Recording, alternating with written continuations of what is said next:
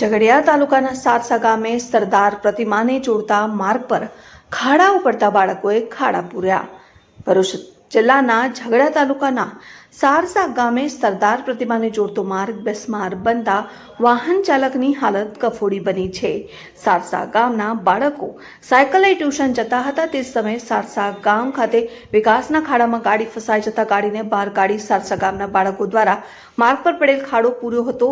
તો સરદાર પ્રતિમાને જોડતા માર્ગ પર પડેલ ખાડા તંત્રને કેમ દેખાતા નથી તેવા સવાલો ઊભા થઈ રહ્યા છે.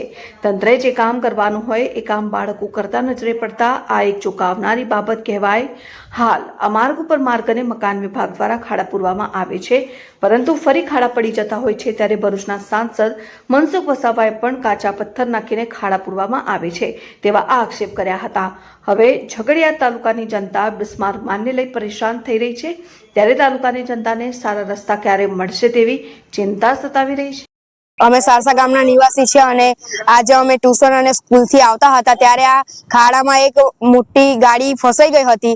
તેથી અમે તે ખાડાને ગાડીને ત્યાંથી કાઢી અને આ ખાડો પૂરવામાં લાગી ગયા અને આ ખાડો પૂરવાનું કઈ જલ્દીથી નિરાકરણ લાવો. સાયકલ લઈને રોજ ટ્યુશન અને સ્કૂલનો સાયકલ લઈને તમે જાવ છો? હા, અપડાઉન કરીએ છીએ. આ ખાડો તમે જાતે પૂર્યો છે? હા, જાતે પૂર્યો છે. અમે ભાઈ કેટલી ગાડીઓ ફસાઈ હતી? એક ગાડી ફસાઈ હતી હમણાં. ફસાઈ તમે જાતે કાઢી છે? હા.